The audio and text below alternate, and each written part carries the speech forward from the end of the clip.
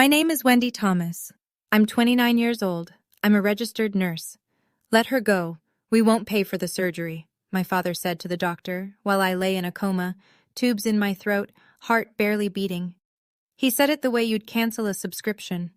No hesitation, no trembling voice. He signed the do not resuscitate order at 11:18 on a Tuesday night.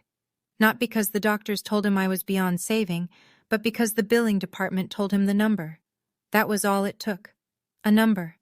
And when I woke up 3 weeks later, bruised, broken, barely able to lift my own head, I discovered that the DNR wasn't even the worst thing he'd done while I was unconscious. What I did in the next 24 hours didn't just change my life. It collapsed his, and he never saw it coming. Because he forgot one thing about me. Before I go on, please take a moment to like and subscribe, but only if you genuinely connect with this story. Now, let me take you back 7 months earlier, to the day my grandmother died and everything started to unravel. I was born with a hole in my heart, a ventricular septal defect. That's what the cardiologist called it.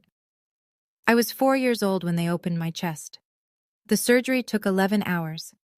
The bill took my parents 20 years to forget. Or rather, it took my mother 20 years to forget. My father never did. You know how much you cost this family, Wendy? I was 8 the first time he said it.